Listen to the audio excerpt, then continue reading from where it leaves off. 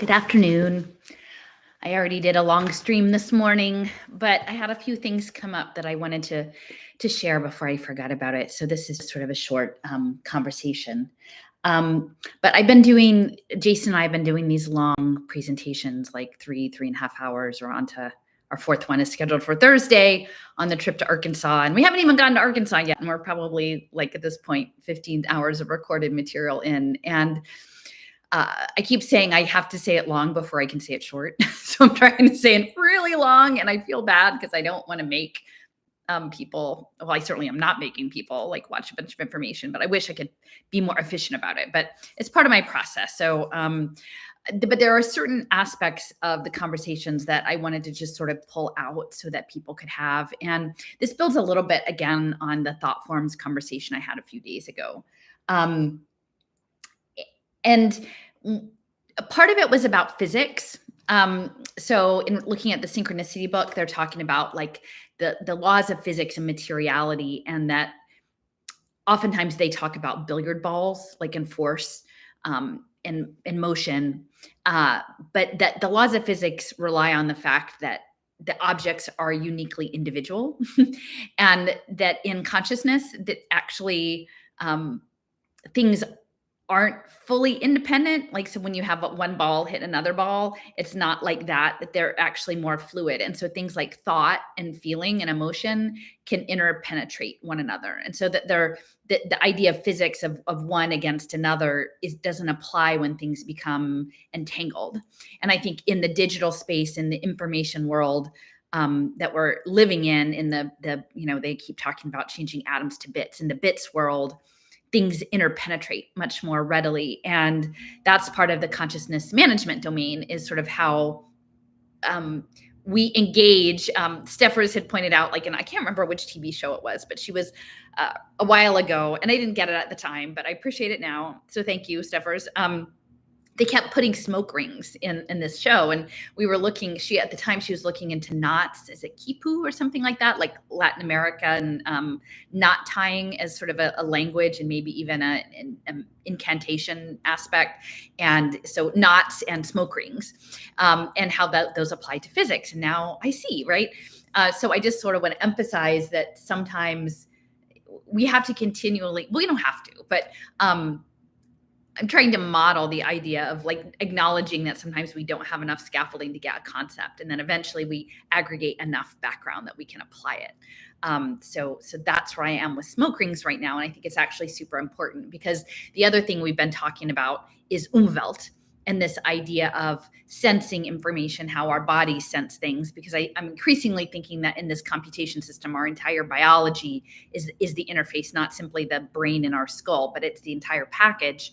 And then understanding where we end and the rest of everything begins is super important. That's this proprioception. But in the digital space, if we're thinking about it like smoke rings, where do our ideas stop and join other people's ideas, and then we end up sort of all in a very smoky room. And I was toying around, it's holiday season-ish. I'm kind of, I haven't put up any decorations or anything yet. I don't know how I feel exactly about this holiday doing it by myself. But we seasonally, our family, my husband's family was German. His mother was German. And we had these things called Räuchermännchen and Räucherkärtchen. So they were smoker men. And you see them in sort of traditional German holiday. I think it's the Erzgebirge Mountains, which now they think about it, I'm not sure if those are the ones that are full of uranium and are rating people into like telepathy. But I should look up the Erzgebirge Mountains. But so, yeah, they have a little body and like a base, their feet, and then you put an incense cone, and then you put the top on, and then the smoke comes out of their mouth. And it's very evocative. And we usually have, I think frankincense is the one that we use. Frankincense or myrrh. I can't remember which one. But it's a very lovely smell, and it's seasonal. It has good memories for me, but it's a little bit of smoke. Like, it's a little bit of smoke coming out. And I'm sort of thinking about like when we're online and how we engage in cloud minds, right? Smoky minds. Where do we go to get the information? And clearly, like, I'm blowing smoke, I guess, in this live stream, but how do we do that? And how do we be conscious of where our consciousness is and what it's mingling with, right? So there's a difference between um, sitting and smelling the Räucherkerzchen coming from the mantle, and olfaction, is a very evocative, that goes right to the brain, versus being in a big smoky bar at a concert or something like that, like a concert venue. They're very different kinds of smoke and very different levels of interaction. So when we're navigating the feed, I think thinking about proprioception, sensory apparatus, and then how we process the incoming feeds and fields is really important. Because I've been like talking with like a few people or having some exchanges recently where it feels like there's a lot of nihilism. There's a lot of distress over many things. And I don't in any way mean to be like a Pollyanna about stuff. But I do think that there are many aspects of the feed that are meant to sort of blow out your adrenal glands and make you totally stressed out by things that you can't help, and to make you feel powerless. I think the making us feel powerless part in these narratives actually serves the system. And, and I feel like I've kind of reflected on that in the course of understanding sort of this cognitive domain management, cognitive warfare, so to speak, and then trying to figure out where you put your consciousness. Because I've said a number of times recently to people, like, we get to choose the story we live in. We might not be able to change the facts of them, but we can put different lenses on the facts at hand that give us different levels of empowerment in the situation. And, there are a number of aspects, like it's like millenarian apocalypse, right? Everyone's, if the apocalypse is coming from AI or the apocalypse is coming from climate, whatever, like there are a number of people who are sort of like up against the wall that it's over, right? And then they tend to, I think their smoke rings are probably in other smoke rings of people who are like, it's over, there's nothing we can do. And I think that advantages the system. I think that's all by design. So I'm trying to sort of step out of that. And again, thinking about just the narratives that we're in, and reflecting on, like, when we get new information, to expand the field and try on, maybe we don't have to commit to a particular lens, because I think the idea of imagination, they've been really tamping down. Like, you shouldn't really be imaginative. Everything should be just factual. And I'm like, well, we're sense-making technology. We're crystalline, beautiful, energetic, crystalline sense-making technology. And when I'm trying to make sense of things, initially, like in the lockdowns, I would read these white papers coming out of the World Economic Forum and say, oh, this is the thing, right? And it didn't occur to me that information that might be pouring out was meant for me to read and react to it in a certain way. And to shape my consciousness in a certain way. And it wasn't that it was like trying to be hidden and I'd found it, but they actually put it right there for me to read, to shape how I saw the world. I am increasingly feeling like a lot of the narratives around materiality, right? The threat to the body, the threat to your possessions, these like, the emphasis is on the material, where I feel like really the struggle is over consciousness and soul. And not to say that there's nothing going on with, like, struggle over the body, or that these technologies aren't. I think sometimes it's hard to weigh how much of what gets published is actionable and how much of it is wishful thinking.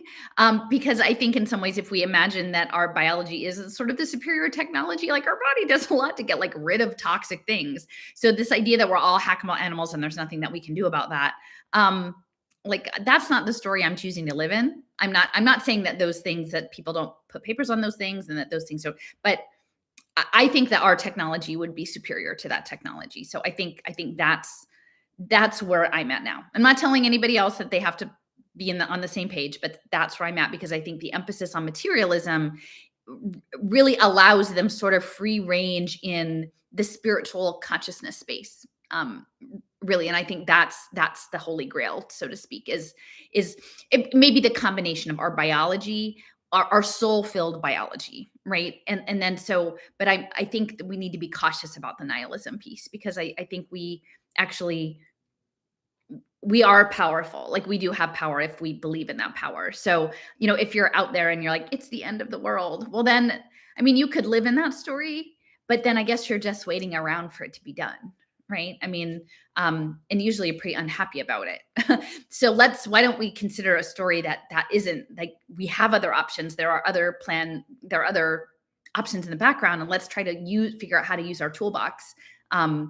To maybe redirect into another direction. And then we do that until our time is up. And then if our time is up, then it's up. I personally keep thinking that we don't get only one go round.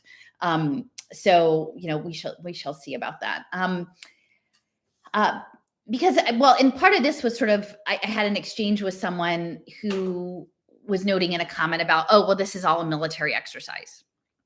And I had shared that thought like early in my process. And I want to emphasize the idea that I think we go with the information we have, and then we revise, and then we try again, because I think that's the imaginative hypothesis. We can say, why don't we try on a lens? There's a number of different lenses we could try on. We could try on a lens of, genocide. We could try a lens of hackable animals. We could try a lens of global brain platform computing. Like, there's different lenses, and then we try on lenses and see which pieces fit and which pieces don't fit. And ultimately we'll get a sense, based on our experience and the information that resonates with us, the lens that seems the most compelling. And then we use that lens for a while. And then maybe we get some information that lens isn't so functional anymore. It isn't helping us. And then we readjust, because I've done that a lot in this. So if people go back and listen to my early talks, like, I was framing things, maybe military, specifically looking at indigenous genocide or the reservations as smart cities. And not that I'm saying that I've totally walked away from that, but I think that's somewhat reductive. And I think that thinking now about it more as bodies as spiritual technology, looking at the ghost dance and some of these other aspects, like, to me, that's more interesting to talk about, rather than simply that this is a military apparatus. And so I'm not telling people, I don't, it's not my place to tell people what to do, but I'm sort of maybe just seeding these ideas that there are additional stories around the edges, additional frameworks that we can use that might guess a little bit further in understanding the structure, and instead of just simply emotional reaction and shutting down, and then moving us into closer to what it is. Because I think what it is something that we can't actually materially verify. And this is what I'm feeling like is, we see the field. If you imagine like the navigation, right? I've talked a little bit about Micronesia and these open water navigation, and them reading a current, like a wave pattern. And that wave pattern might have been created by an atoll or something miles away, 10 miles away, whatever. And it's rippling, it holds its integrity all the way across the distance. Now, they're not seeing the atoll, but they're seeing the result of that. And so I feel like what we're trying to navigate now is sort of like a big puzzle. So instead of the nihilist, like, it's all going to end and let's just stew in our juices till it's over. And, I've talked to a couple people, and they're very angry about me saying, well, this isn't an outlook. Here's the facts. I'm like, well, yes, but you can hold the facts in a couple different ways. Right. And so, and if you're holding the facts in a way that feel horrible, then, like, does that do anybody any good? Like, maybe there's some other way we can hold these facts. And that isn't so nihilistic. And so I've been trying to hold the facts like, maybe we're in a puzzle, right? Maybe we're in a collaborative puzzle. It's not a numbers game, and we're trying to sort of sort out, but the puzzle, like, and maybe it's not that we even get physically the pieces, but we're like getting the shadows of the pieces. So we're trying to put something together where we don't really know, we don't have the picture on the box to know what it is we're making, but we can see the vibrations around it of all these signs that point in some way to it. And so it's cloudy, but it gets, in my experience, it starts to become clearer to me the more I see like reflections and reverberations of the thing around the puzzle that we're trying to solve, or I'm trying to solve. And I think there are other people out there that are trying to sort of solve that. So anyway, and then someone had recommended the other day this book that came, David Flynn, Temple at the Center of Time, Newton's Bible Codex Deciphered in the Year 2012. And, if you've been listening to me lately, like my comfort zone isn't necessarily esoteric stuff. So this cover looks a little esoteric-y, but I'm very interested in Newton actually, because I do feel that Neil Stephenson is sort of a central feature, and he has like an inside scoop on this. And Cryptonomicon and the Baroque cycle is a lot about Newton and Leibniz. And so I'm like, oh, okay, so it's like about Newton and the Bible. And I knew that at the Franklin Institute, alchemy is a big part of this too. Like there's a giant alchemy wizard in the Franklin Institute, right? Ben Franklin's scientific thing, and I think Newton, I can't remember if Newton's in there. It was like a number of these chemists and then the alchemist.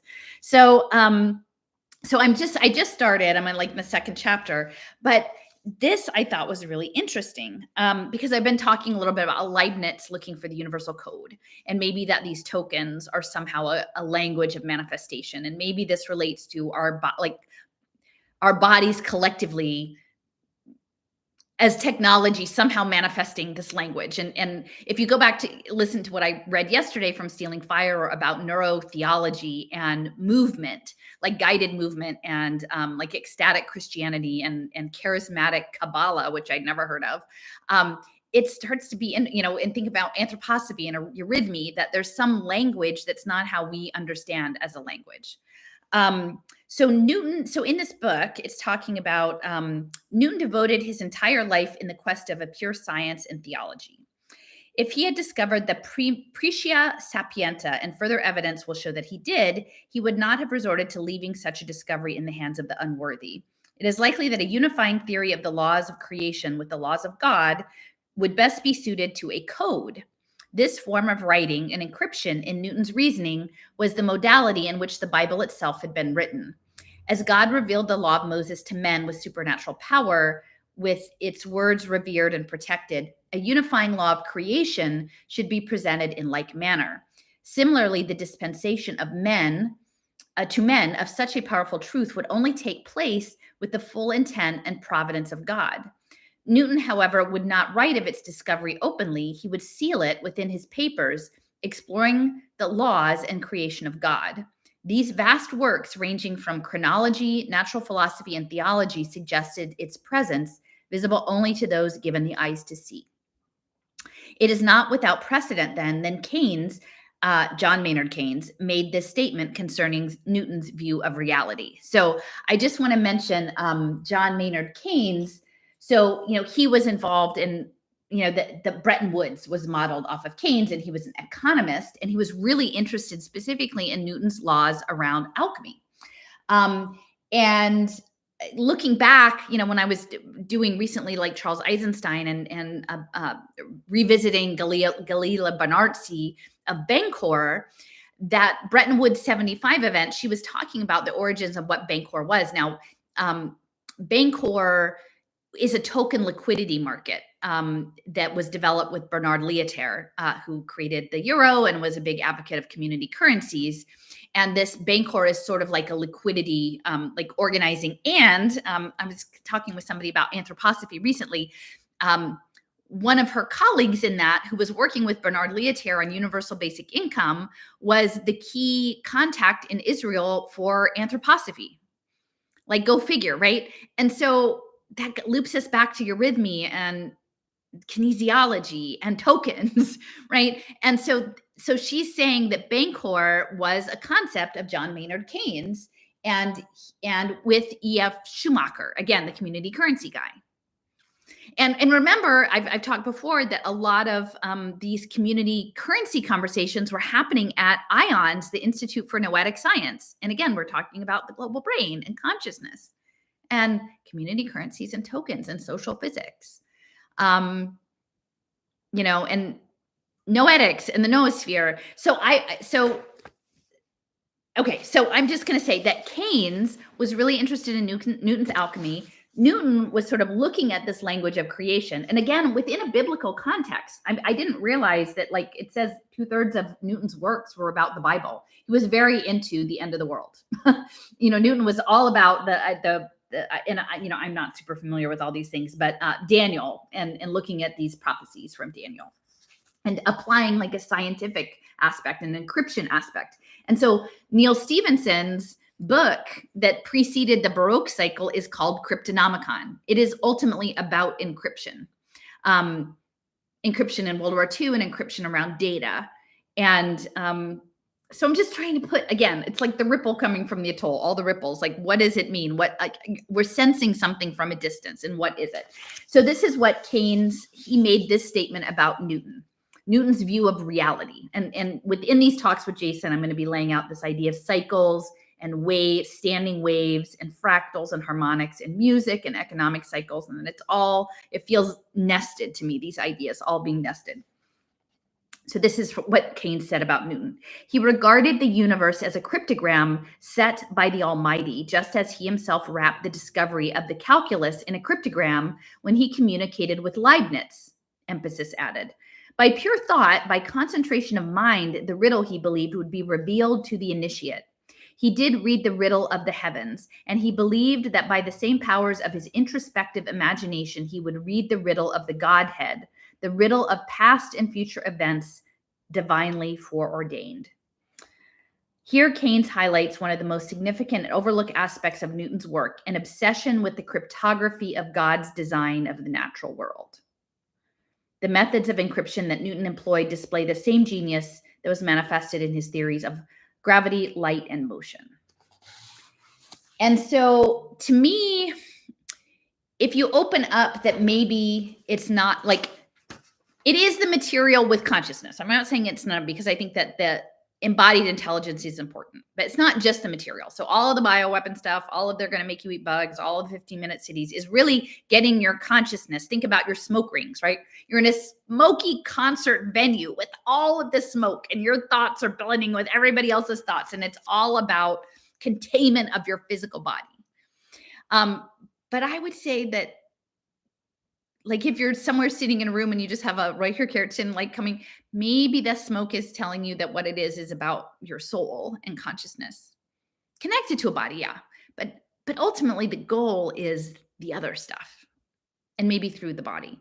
But if you focus all on the body, then they've got your consciousness kind of in this place that they can manipulate you and, again, blow out your adrenal glands, in my opinion. So we have to be conscious. And like, I've had conversations with Jason, and we both identify as activists. And, this is not to say that I want to be, I'm co-signing off on bad things happening in the world, or that I don't have any values, or I don't feel engaged. But I don't know that individual people putting their physical bodies into the space is actually going to resolve these large global problems.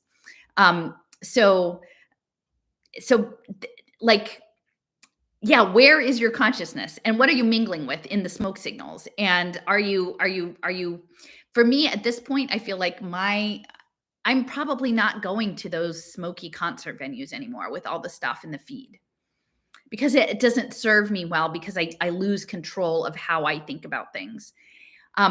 But I am up for, like, maybe a campfire with 10 people, around the fire, and we have some s'mores or something. Like, that level of smoke is what I'm good with.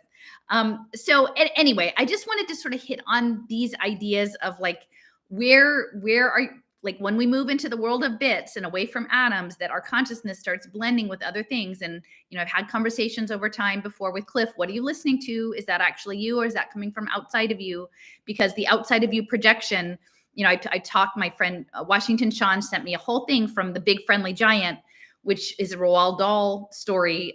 There's a chapter on dreams where they're mixing up fizzy, buzzy dreams and then blowing them, like, into people's consciousness, right?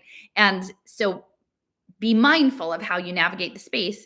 And then if you navigate the space, measure material reality versus consciousness. And then we can be empowered, even in looking at the facts, to come up with the story that gives us more agency in the process, rather than, to me, the apocalyptic narrative simply, unfortunately, becomes self-reinforcing, because then if the world doesn't end this week, then you're also still really angry, and then you're expecting that it's going to end next week. And so you spend your whole time expecting the end to come and then being angry when it doesn't. And that's kind of what Newton was doing. Like, he was waiting for the end to come and it didn't. So he's like, okay, well, I'm going to make a puzzle here and, like, encrypt it for the next round of people who are working on this puzzle. So I prefer to think, rather than the apocalypse, that maybe we have a divine puzzle that we're playing with, and that maybe it's a puzzle that we're trying to move the pieces around, but some of the pieces we can't. I don't know the best like metaphor. People can help me out with this, but it's like you can't actually hold the thing. You can only hold the outline of the thing. It's like negative space. So you're trying to make a puzzle out of negative pieces made of negative space that we don't have the picture on the box. But we can, if we don't put it as a chore that we don't want to do, then it's interesting. So anyway, those are just my thoughts. And again, like we're all human. It's hard to I think condition ourselves. Like oftentimes we'll get invested in a story and we'll be like, no, this is the story. We get really, and I do this myself. I get triggered myself from this, like, no, it's this story. So I think we have to maybe be conscious of trying on different lenses and saying, well, which lens makes the most sense? Like let's, over time, we get new information. Does this lens still serve us? Is it serving us well? Do we want to try on a different one? Is this one, we can weight them like, oh, this one seems more accurate now. Like, do we imagine that there's streets full of dead bodies at this point? No. Do we imagine that there are people who've been harmed? Yes. In the logic of creating a worldwide entrainment of heart monitors, that seems consistent. So can we revisit and say the stacked bodies in the street, that didn't actually happen, right? So let's revisit how we understood those things and then go forward and think, okay, so maybe it's about wearables. And what does that tell us about the next thing that's coming? Oh, well, then they might, they might be going into using wearables for kids in Montessori school, right? And then where does that go? Well, it's not just for impact finance. Maybe it is actually to access their creative, imaginative access to the field for some sort of purpose. And then I don't know exactly what that purpose is. So, So anyway, thanks for joining. Just in closing, so it's my birthday today, and it's a little bittersweet. I don't have anything really big planned. But my mom did send me a gift, and it had like this little pendant, which is a heart, which is really nice because it's, I keep trying to think like love wins. I keep wanting to believe that love wins. And it has like a little seed pearl on it, these two together. And I was looking and I was like, I think that this is lapis. And now I always thought a December birthstone was turquoise, and I had a turquoise pendant on here before, but of course I replaced it with my mom's present. And I guess lapis is also a December birthstone. And so it's interesting because when I was looking it up, I'm like, oh, I don't know much about lapis. I'm not good with all the stone stuff, the crystal things, but it is a pretty powerful stone, and it's connected to Mat, I guess, in Sumeria. And that's about the underworld. And I think Seb Solomon did a piece about Mat maybe. And like, is she the one that measures the soul on a feather? It's about like the underworld and souls. And I have a whole thing that I want to, one of the next pieces I talk with Jason about is about pomegranates and Demeter and Persephone. So it seems like the Mat story is a little bit related to that mythology, which is kind of cool. And, but ultimately it's about truth. So, and my mom still doesn't really get what I do. So, but something in her prodded her to get me this lapis. So it's about truth. So I'm like, thanks, Mom. Great. Like, I am working on the truth, whatever that is. I don't have all the pieces, but I'm getting there. And then there's this like little seed pearl. And again, that, how do you get that? It's like your sand, you're the grit, you're the agitating thing in the oyster that eventually it's like, oh, it becomes the pearl. So I do feel like I have this sort of agitating quality about me, and but that, yes, that we can aspire to be wise pearls at some point. So those are just my short thoughts, but I was really kind of like, just put a pin in it on this whole thing with John Maynard Keynes and being all into Newton and alchemy, and then developing Bancor, and then Galila Ben-Artzi shows up with her sidekick friend, the anthroposophist, and they're up in Bretton Woods planning, the stakeholder capitalism. That's kind of cool. So if we imagine that we're in some divine puzzle solving exercise, it was a good day for that. So thank you for the recommendation on the book. I can't remember who recommended it, but yeah, it's interesting. It's interesting, even though I'm not a math person. So, all right, take care, everybody.